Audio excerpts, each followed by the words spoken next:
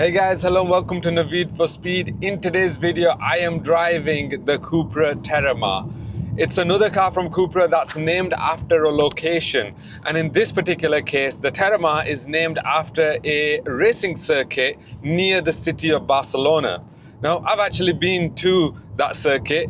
It was around a year ago when I went to see this car before it was launched, and I made a walk around video of the car, and I looked at some of the design elements of it. But in today's video, I am going to be talking a little bit about the Terramar. I'm going to be showing you some of the exterior features, some of the interior features, and I'm going to be showing you exactly what it feels like to drive, because now I've actually got my hands on the car and I'm actually able to drive it. So let me tell you what the Terramar is, because it's basically the same as the Volkswagen Tiguan and the Skoda Kodiaq. Underneath, it's built on the same platform, that MQB Evo platform.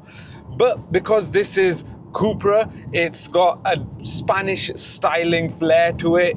It's got a little bit of a sporty appeal to it as well, especially in the way that it drives, which I'll tell you about later in this video.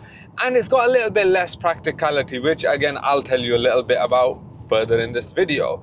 But let me tell you about Cupra as a whole. So Cupra since 2018 have become their own standalone brand, and they've unveiled or released a fair few cars since then. We've had the Formentor, the Tavascan, the Born, the Terramar. We're gonna have the Raval coming out later this year as well. So there's a lot going on with this brand, and now with the Terramar, Cupra say that they have a full lineup of cars. So if you want a large electric SUV, that's the Tavascan. If you want a crossover SUV, you've got the Formentor. A small electric car, you've got the Born. The Raval is going to come as a small city electric car as well. And you've got this, the SUV of the range as well. So it kind of finishes off a full lineup of cars.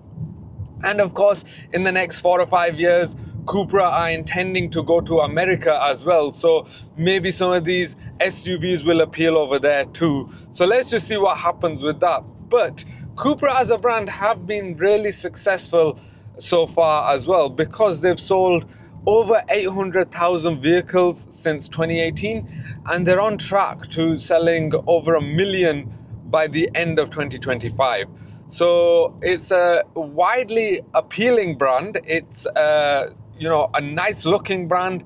It offers good value. I've seen so many Cupra cars on the road, and they just keep getting better and better. If you look at the first generation Formentor, it had a really cool styling, nice sharp edges, and then the next generation came out, which has a similar design language to this one, and it had even more sharp edges with the shark nose bonnet and other features like that. So I think overall the brand is really appealing with its rebellious nature. This challenger brand is what they call it. And they're doing all sorts of work outside of automotive as well. They've got loads of partnership. They sponsored the Baller League as well, if you watch that. They sponsor Paddle. They sponsor Barcelona Football Club. So again, it adds to that whole sporty appeal. You can see the kind of audience that they are looking to appeal to. And so I think regardless of your needs, there's a car that's available in the Cupra range. And I hope that it will, it's going to be appealing, it looks good, but I hope that it will fulfill those needs. This particular car is supposed to be more practical than some of the other cars. It's slightly larger than the Formentor in every dimension, in length, width, height. It's larger. You should be able to get more in the boot as well. So for a family, as a family car, if you're looking for that practicality and you feel like your Tiguans and your Kodiaqs are a little bit bland, then this is the car for you. Around the city, it might feel a little bit firm, but if you're looking for a bit of a sporty appeal as well, something that's a little bit more enjoyable when you haven't got the kids in the back and you just want to blast on a B road, this might be the car for you. Let me show you some of the exterior and interior features before I tell you what it feels like to drive. I really quite like looking at Cupra vehicles, looking at the design, because it's sharp, it's edgy, it's rebellious. It's the challenger brand that is Cupra. You can see these sharp edges, like this front bonnet over here, the shark nose bonnet. I really quite like that. You've got the Cupra logo, again, triangular features with the sharp edges, that tribal logo. It kind of ties in with the car really well, and you'll see it in bronze, and you'll see a load of bronze features throughout the car because that's Cupra's design language, and I think it looks really nice. You'll see these wheels as well, these alloy wheels, 19-inch or 20-inch. In this version, you got 20-inch, and they're called Hadron. You can get them in different versions. You can get Vortex designs, and I think all of the Cupra wheels, the designs look really nice, and they kind of, again, tie in with the rest of the car's features, that triangular sharp edges. Along the side of the car, you'll notice you've got the roof rails at the top as well. Think of this a little bit like a Formentor, except it hasn't got a coupe sloping roofline at the back, although it still does have a bit of a sloping roofline. And then as we go towards the back, you've got the coast to coast or end to end or floating light bar, whatever you want to call it, at the back with the Cupra logo illuminated back there. And you've got the rear diffuser back bumper area, which looks really nice, and it hides the exhaust at the bottom as well, so that's tucked away nicely. In the boot, you've got 540 litres of boot space. If you go for one of the e-hybrid versions of the car, you get less than 500 litres of boot space. Now, that's more than cars like the Nissan Qashqai, but it's less than cars like the Skoda Kodiaq and the Volkswagen Tiguan. So, like I mentioned, you will lose a bit of practicality with this car, but you get this sporty design, this lovely exterior, the way that it looks, and you get a sporty driving feel, which I'll tell you about shortly. Let me quickly show you around the interior of the car. I like to compare this car to the Tavascan, even though the Tavascan's interior is quite special. This particular car does have a special interior, but it's a little bit more subtle. You can see that it's designed a little bit more to be practical with stuff like the center console area, which has the cup holders in there. You've also got a space to put your phone, and you can wirelessly charge your phone. That comes as standard along all the specs of the car. You can see these little triangular features, these patterns throughout the car. There's some on the center console, there's some here in the door. That sort of design element is throughout the interior of the car, and you can see there's ambient lighting here in the door, but you also get it in the back as well, so that's quite convenient. The steering wheel is just like you would expect in Cupra vehicles, not too thick, not too thin, nice to hold. Flat bottom, you got the engine stop start button on the steering wheel, and you've got physical buttons on here to change stuff like your cruise control or your infotainment volume settings as well. Just like the Tavascan and the Cupra Born, the drive mode selector is on a stalk behind the steering wheel. I don't quite like that. I prefer it to be a switch gear in the middle, in the center console here, but it's over here because then that means that this stalk on this side has to deal with the lights, and it has to deal with the windscreen wipers. So that's not ideal for my preference, but it might work for you guys for whatever your needs are. You've got a 10.25 digital display in front, which reads your speed and a lot of other features, and you can configure that in the higher specs as well. And over here you've got the 12.9-inch infotainment system with the backlit buttons at the bottom. It's a lot better than the earlier Cupra infotainment systems, a lot more responsive. Still not the most intuitive. You do have to click through a few different settings to get to a few different menus to get to certain settings, but ultimately it's facing towards the driver, nice and easy to use in terms of how easy it is to reach, and everything's nice and clear. No complaints there at the moment. Let me show you these seats, because these seats come in this this burgundy color. That's in this VZ2 spec that I've got over here. In the higher spec than this, in the, I believe it's either the first edition or the America's Cup version, you can get these exact same seats like this, but in black. And in the lower specs, so in the early spec, the V1 spec, you get these seats in cloth. And in one of the middle specs, you get the seats in Dynamica, so it comes with that sort of Alcantara feel. I'm not the biggest fan of the leather seats. I do like the Dynamica seats, but the leather seats as well, they're really nice. You can feel the heated seats through them really well.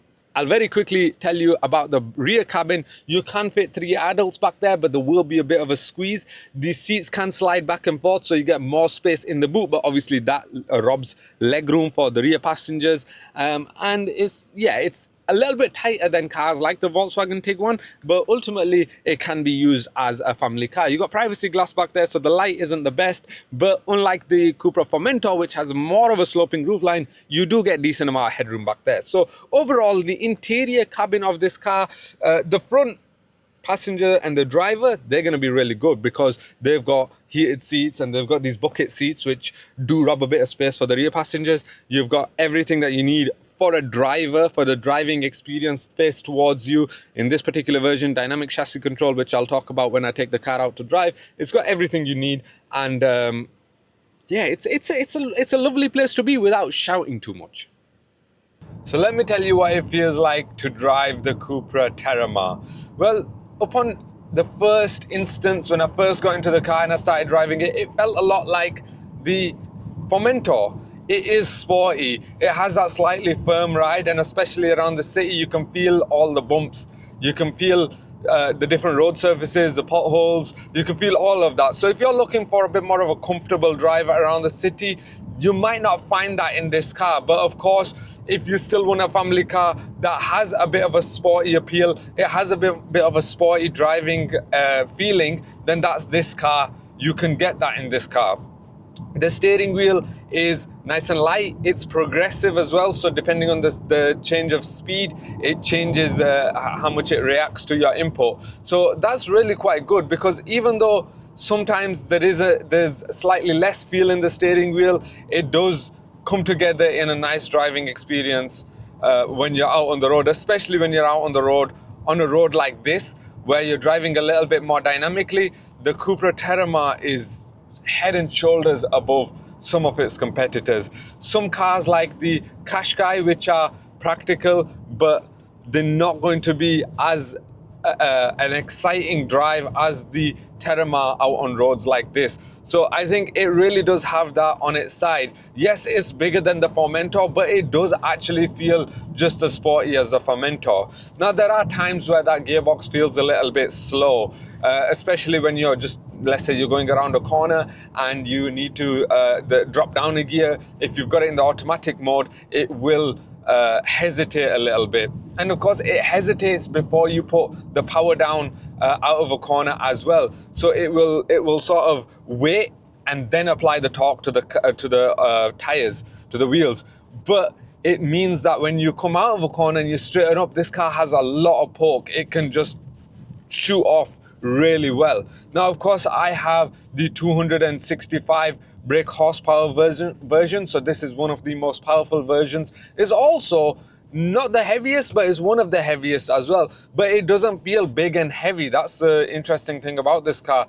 I like the fact that I feel like I can just drive it as I would the Formentor, which is slightly smaller than this. The only time I feel like it is a little bit large is when I'm doing a U-turn, for example. The turning circle is about 11.5 meters, so you will find that you can't turn around as easily. You have to do more like a 3-point turn, which is to be expected, especially with a car like this, an SUV. But otherwise, comfort-wise, this car is really nice and smooth. The one that I have has the dynamic chassis control as well, which I recommend with all Volkswagen Group vehicles. It is really useful to be able to change those driving modes. So I do quite like that.